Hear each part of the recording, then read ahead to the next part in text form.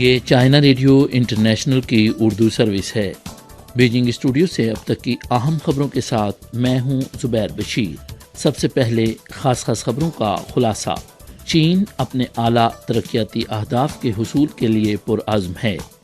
چین کے اعلیٰ سفارتکار یانگ جیچی کی امریکی صدر کے قومی سلامتی مشیر جیک سلوان سے ملاقات، اور سابق امریکی رکن کانگریس نے یوکرین میں مالی اعانت سے فعال حیاتیاتی لیبارٹریز کو ایک ناقابل تردید حقیقت قرار دے دیا۔ آئیے اب خبریں سنتے ہیں تفصیل کے ساتھ۔ چین کے وزیر اعظم لی کھچیانگ نے 5 مارچ کو قومی عوامی کانگریس کے سالانہ اجلاس سے خطاب کرتے ہوئے کہا کہ چینی قوم کسی بھی رکاوٹ کو عبور کرنے کی ہمت، ویژن اور طاقت رکھتی ہے۔ چین کے ترقیاتی اہداف میں فیکس جی ڈی پی توانائی کھپت، خوراک کے ضیاع کو روکنے اور توانائی کے ماحول دوست استعمال کے حوالے سے بھی رہنمائی فراہم کی گئی۔ چینی حکومت نے ٹیکسوں میں کمی کے ساتھ ساتھ حکومتی اخراجات میں 12.8% اضافہ کرنے کا بھی کہا۔ اس کے ساتھ آئندہ 5 سالہ منصوبے میں بیان کردہ 102 میگا پروجیکٹس پر بھی کام کی رفتار کو تیز کیا جائے گا۔ اس سال چینی حکومت کے مالی اخراجات میں گزشتہ سال کے مقابلے میں 2 ٹریلین یوان سے زیادہ کا اضافہ ہوگا۔ حکومت سخت بجٹ کی زندگی گزار رہی ہے تاکہ عوام زیادہ اچھی زندگی گزار سکیں۔ چین میں موسم بہار کے باوجود ملک کے مختلف علاقوں میں اسکی اور اسکینگ جیسے سرمائی کھیل بدستور مقبول ہیں۔ لوگوں کا سرمائی جوش و جذبہ ابھی ماند نہیں پڑا۔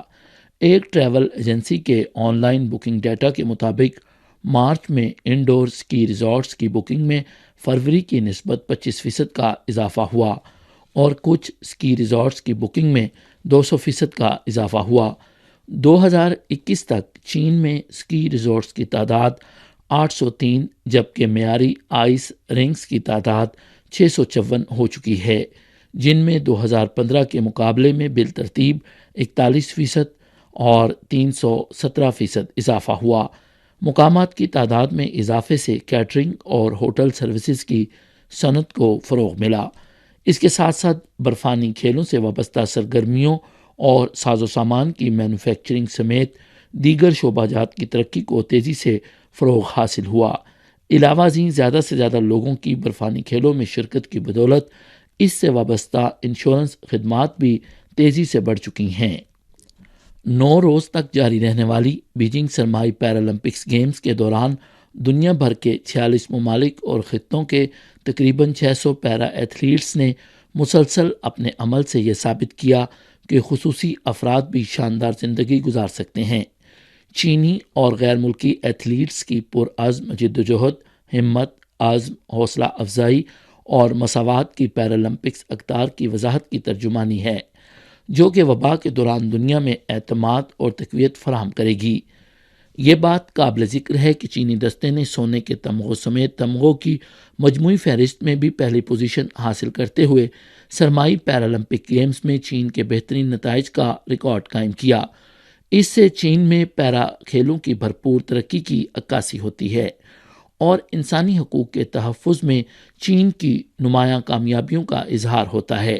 ملک میں خصوصی افراد سماجی زندگی میں برابری کی بنیاد پر حصہ لیتے ہیں اور ترقی کے ثمرات بانٹتے ہیں۔ بیجنگ سرمائی پیرالمپکس ایک آئینے کی مانند ہیں جو نہ صرف لوگوں میں گرمجوشی اور پرجوش جذبات لائے ہیں بلکہ چین میں انسانی حقوق کی ترقی اور پیش رفت کو بھی سامنے لائے ہیں۔ پیرالمپک گیمز جہاں دنیا کی جامع ترقی کی اہمیت کا مظہر ہیں، وہاں انسانی حقوق کی عالمی گورننس میں چینی دانش کے اہم کردار کا مظہر بھی ہیں۔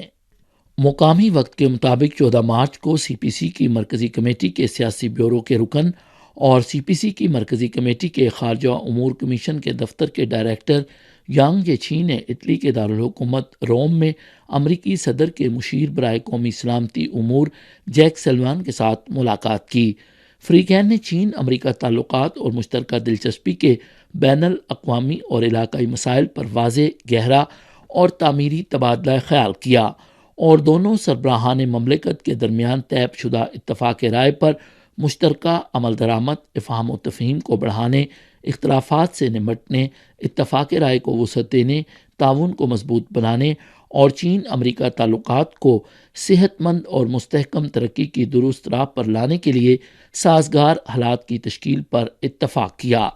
یانگ جیچی نے کہا کہ دونوں سربراہان مملکت کے درمیان طے شدہ اتفاق رائے کو عملی جامہ پہنانا چین امریکہ تعلقات میں سب سے اہم کام ہے۔ صدر شی جن پنگ نے تجویز پیش کی کہ نئے عہد میں چین اور امریکہ کے تعلقات کو باہمی احترام، پرامن بقائے باہمی اور سودمند تعاون کے اصولوں پر عمل پیرا ہونا چاہیے، جس سے چین امریکہ تعلقات کی ترقی کی راہ ہموار ہوگی۔ صدر بائیڈن نے مثبت رد عمل کا اظہار کرتے ہوئے اہم وعدے کیے، جیسا کہ نئی سرد جنگ سے اجتناب، چین کے نظام کو تبدیل نہ کرنا، بلاکس کو مضبوط بنا کر چین کی مخالفت نہ کرنا، تائیوان کی علیحدگی کی حمایت نہ کرنا اور چین سے محاذ آرائی نہ کرنا شامل ہیں۔ چین نے ہمیشہ صدر شی جن پنگ کے پیش کردہ 3 اصولوں کے تناظر میں چین امریکہ تعلقات کو دیکھا ہے۔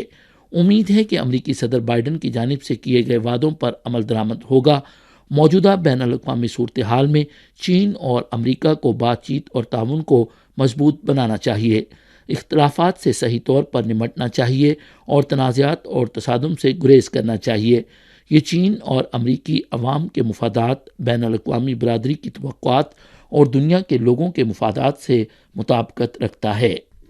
سی پی سی کی مرکزی کمیٹی کے سیاسی بیورو کے رکن، مرکزی کمیٹی کے خارجہ امور کمیشن کے دفتر کے ڈائریکٹر یانگ جیچی نے 14 تاریخ کو اٹلی کے شہر روم میں امریکی صدر کے قومی سلامتی مشیر جیک سلوان سے ملاقات کے دوران یوکرینی صورتحال پر چین کا موقف واضح کیا۔ انہوں نے کہا کہ چین یوکرین کی موجودہ کشیدہ صورتحال ہرگز نہیں دیکھنا چاہتا۔ چین کا ہمیشہ یہ موقف رہا ہے کہ ہر ملک کی خود مختاری اور علاقائی سالمیت کا احترام کیا جائے، اقوام متحدہ کے چارٹر اور اصولوں کی پاسداری کی جائے۔ چین امن مذاکرات کو فروغ دینے کے لیے پرعزم ہے اور عالمی برادری کو یوکرین روس مذاکرات کی حمایت کرنی چاہیے تاکہ جلد از جلد ٹھوس نتائج کے حصول سے موجودہ کشیدہ صورتحال میں کمی ممکن ہو سکے۔ جناب یانگ جیچی نے کہا کہ مختلف فریقوں کو مزید صبر و تحمل سے کام لینا چاہیے، وسیع انسانی بحران کو روکنے کے لیے شہریوں کا تحفظ کرنا چاہیے۔ چین نے یوکرین کو ہنگامی انسان دوست امداد فراہم کی ہے اور اس ضمن میں مزید اپنی کوششیں جاری رکھے گا۔ یانگ جیچی نے واضح کیا کہ چین بے بنیاد الزامات اور چین کو بدنام کرنے والے ہر کھول و فیل کی شدید مخالفت کرتا ہے۔ 14 تاریخ کو سابق امریکی رکن کانگریس تلسی گیبارڈ نے سوشل میڈیا پر کہا کہ یوکرین میں حیاتیاتی لیبارٹریز کے لیے امریکی فنڈنگ ایک ناقابل تردید حقیقت ہے اور امریکی حکومت کے چاہیے کہ وہ سچ پر پردہ ڈالنے کی کوشش نہ کرے۔ 25 سے 30 حیاتیاتی تجربہ گاہیں موجود ہیں۔ امریکی حکومت تسلیم کرتی ہے کہ ان حیاتیاتی لیبارٹریوں میں انتہائی خطرناک پیتھوجنز موجود ہیں۔ امریکی حکومت کو سچ پر پردہ ڈالنے کی کوششیں بند کرنی چاہیے اور روس، یوکرین، نیٹو اور اقوام متحدہ کے ساتھ ان حیاتیاتی لیبارٹریوں کے آس پاس علاقے میں جنگ بندی کے لیے تعاون کرنا چاہیے تا وقت کہ ان سہولیات کو محفوظ رکھنے اور پیتھوجنز کو تباہ کرنے کی صلاحیت حاصل نہ ہو جائے۔ 14 تاریخ کو ایرانی وزارت خارجہ کے ترجمان خطیب زاد نے ایک پریس کانفرنس میں کہا کہ ایرانی جوہری معاملے سے متعلق جامع معاہدے میں شامل فریقین کے درمیان مذاکرات کی معطلی کا مطلب تعطل نہیں اور مختلف سطحوں پر مذاکرات بدستور جاری ہیں۔ خطیب زاد نے کہا کہ ویانا مذاکرات کے حوالے سے امریکی پالیسی میں اکثر بدلاؤ آیا ہے۔ انہوں نے کہا کہ امریکہ کی جانب سے مذاکرات کے لیے ڈیڈ لائن متعین کرنا، جھوٹا پروپیگنڈا کرنا اور جھوٹے حقائق کی اشاعت کی کوششوں کا مقصد ایران کو اپنے قومی مفادات سے دستبردار ہونے پر مجبور کرنا ہے۔ خطیب زاد نے مزید کہا کہ موجودہ ویانا مذاکرات محض ایک قلیل مہلت ہے اور ابھی بھی کچھ ایسے معاملات ہیں جن کے لیے امریکہ کو سیاسی فیصلوں کی ضرورت ہے۔ مذاکرات کے آخری دور کے لیے ویانا واپس جائیں گے، لیکن ابھی اس مرحلے کی نوبت نہیں آئی۔ ہم امریکی رد عمل کے منتظر ہیں۔ یہ تھیں چائنا ریڈیو انٹرنیشنل کی اردو سروس سے اب تک کی اہم خبریں۔ زبیر بشیر کو اجازت دیجیے۔ مزید خبروں کے لیے دیکھیے ہماری ویب سائٹ، پتہ ہے urdu.cri.cn۔